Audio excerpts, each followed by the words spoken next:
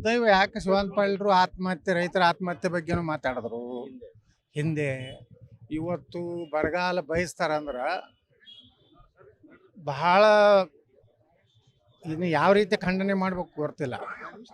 ಈ ರೀತಿ ಒಬ್ಬ ಜವಾಬ್ದಾರಿಯುತ ಮಂತ್ರಿಗಳು ಅದರ ಕೃಷಿ ಉತ್ಪನ್ನ ಮಾರುಕಟ್ಟೆ ಸಚಿವರವರು ಮತ್ತು ರೈತರ ಬಗ್ಗೆ ಎಷ್ಟು ಹಗುರವಾಗಿ ಯಾರು ದೇಶದಲ್ಲಿರುವಂಥ ಅನ್ನದಾತ ಬರಗಾಲ ಬರಲಿ ಅಂತ ಯಾರೂ ಬಯಸೋದಿಲ್ಲ. ಯಾರು ಬಯಸ್ತಾರಂದ್ರೆ ಅವ್ರೊಬ್ಬರೇ ಬಯಸ್ಲಾಕತ್ತಾರೆ. ಯಾಕಂದ್ರೆ ಬರಗಾಲ ಬರಲಿ ಅಂತ ಯಾಕೆ ಬಯಸ್ತಾರೆ ಕೆಲವೊಮ್ಮೆ ಅಂದ್ರೆ ಅವ್ರ ಬ್ಯಾಂಕಿನ ಸಾಲ ಮನ್ನಾ ಆಗ್ತದೆ.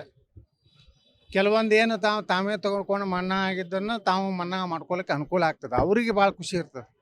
ಅದ್ರಾಗ ವಿಶೇಷವಾಗಿ DCC ಬ್ಯಾಂಕ್ನವ್ರು ಭಾಳ ಖುಷಿ. ಯಾಕಂದ್ರೆ ಸರ್ಕಾರಗಳು ಏನು ಮಾಡ್ತಾವೆ, DCC ಬ್ಯಾಂಕಿಗೆ ಇದ್ದಂಥ ರೈತರದ್ದು ಅಷ್ಟೇ ಸಾಲ ಮನ್ನಾ ಮಾಡ್ತಾವೆ.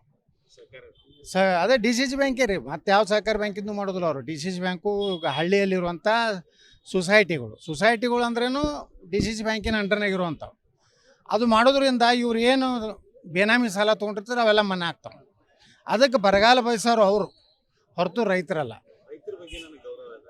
ಏನೇ ರೈತರ ಬಗ್ಗೆ ಗೌರವ ಐತಿ, ಆದ್ರೆ ರೈತರು ಬರಗಾಲ ಬಯಸ್ತಾರ, ಆತ್ಮಹತ್ಯೆ 5 ಲಕ್ಷ ರೂಪಾಯಿ ಕೊಡ್ತೀವಿ ಆತ್ಮಹತ್ಯೆ ಮಾಡ್ಕೋತಾರೆ. ಇವಕ್ಕೆ ರೈತರ ಗೌರವ ಆಯಿತು ಏನಾಯ್ತು ಅನ್ನೋದು ನಾಡಿನ ಜನ ಇವತ್ತು ಮುಖ್ಯಮಂತ್ರಿಗಳು ಇಂಥ ಸಚಿವರಿಗೆ ಕರೆದು ಎಚ್ಚರಿಕೆ ಕೊಡಬೇಕು. ಈ ರೀತಿ ಹೇಳಿಕೆ ಕೊಡಬಾರ್ದು, ಕೊಟ್ಟರೆ ಕ್ರಮ ತಗೋತೀನಿ. ಅದು ಸಿದ್ದರಾಮಯ್ಯನವ್ರಿಗೆ ಏನಾರ ಬಹುಶಃ ಅವ್ರು ಸಿದ್ದರಾಮಯ್ಯವ್ರ ಕಂಟ್ರೋಲ್ನಾಗಿಲ್ಲ, ಅವರು DK ಶಿವಕುಮಾರ್ ಅವ್ರ ಕಂಟ್ರೋಲ್ನಾಗ ಅದಾರ.